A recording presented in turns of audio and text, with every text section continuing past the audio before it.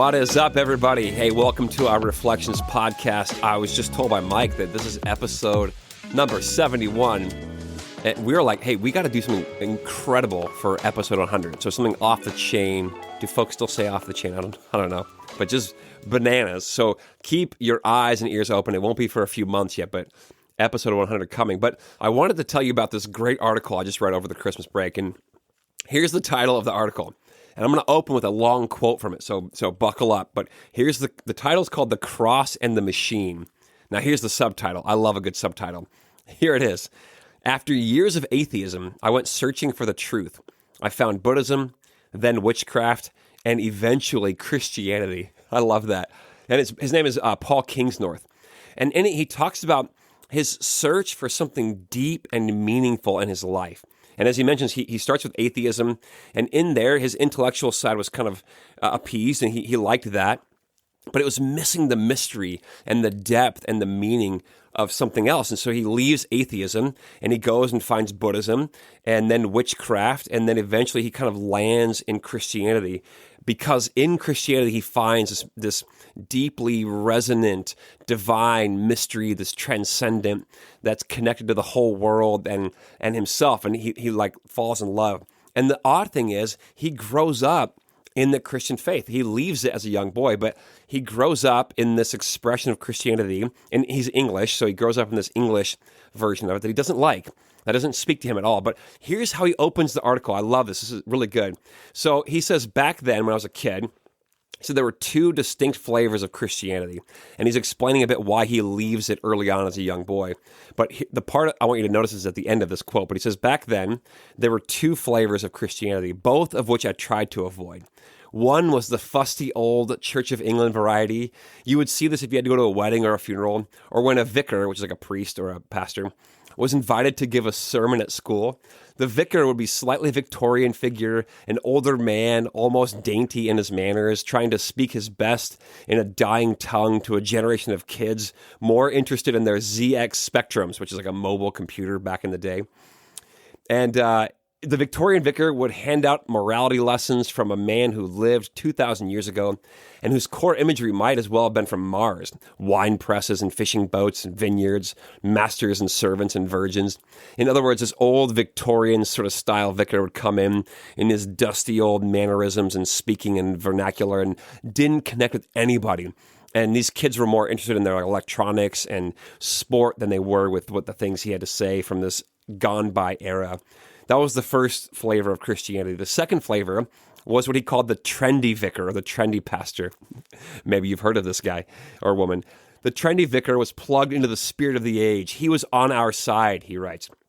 The trendy vicar had a clipped beard, wore jeans, and sang folk songs about how Jesus was our friend, and gave awkward vernacular sermons in which biblical stories were interspersed with references to EastEnders, which is, I guess, an English show back in the 80s and 90s, or Dallas, or Michael Jackson songs. Again, this is dated, but despite his good intentions, the trendy vicar was much worse than the stuffy vicar. So he says, hey, the first vicar was this old, fusty, dusty, Victorian era kind of vicar. The second one was a trendy vicar, but he says that this guy was even worse.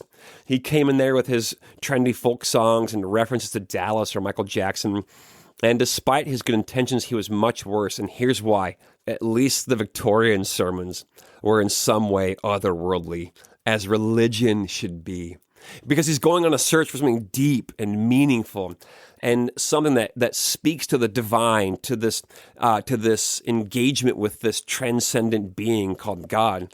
And I find that, man, and I'm not here to critique other churches, but a lot of churches or even Christians are trying so hard to be relevant. And I get it. Like, even in my own sermons, I want to speak in a way that makes sense to people and use modern references. But what's the expense sometimes, I wonder?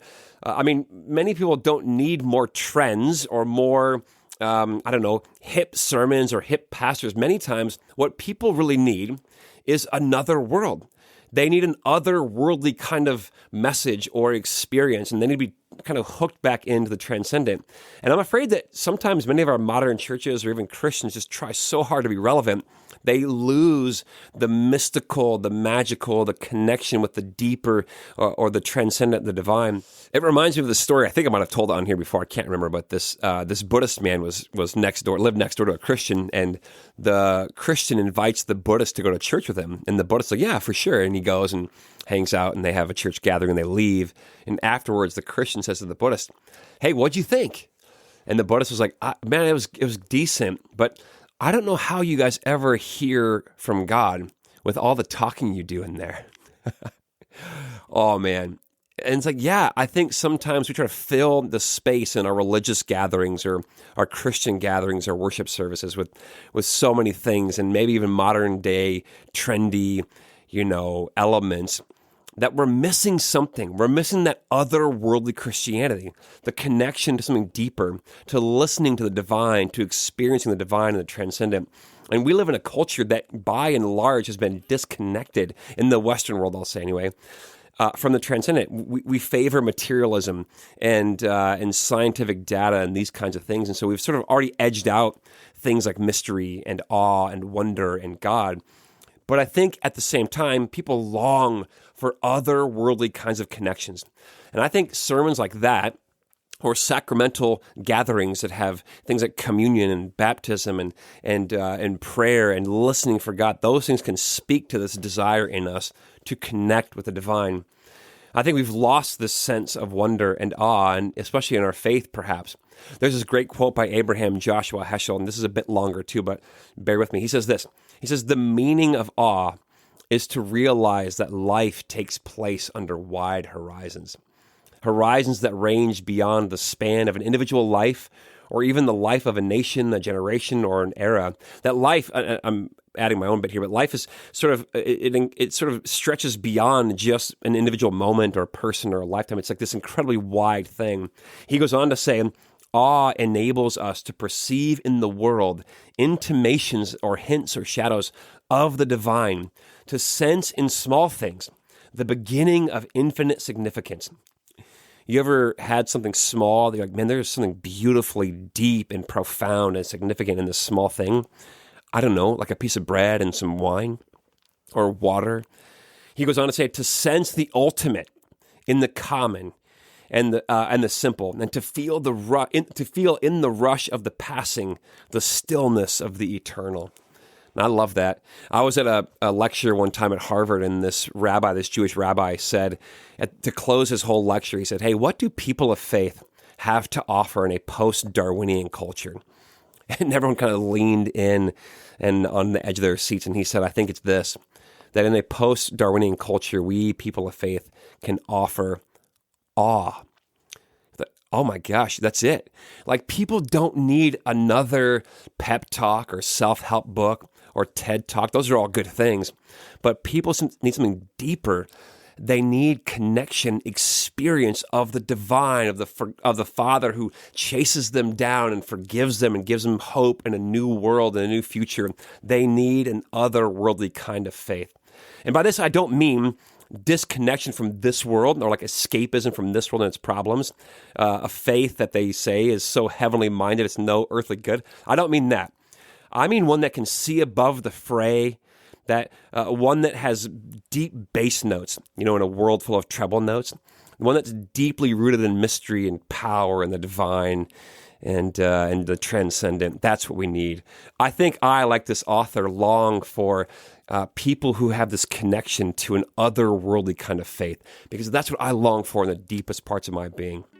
So check out this article. It's incredible, by Paul Kingsnorth, and his journey from atheism to Buddhism to witchcraft to eventually Christianity. It's a wonderful story.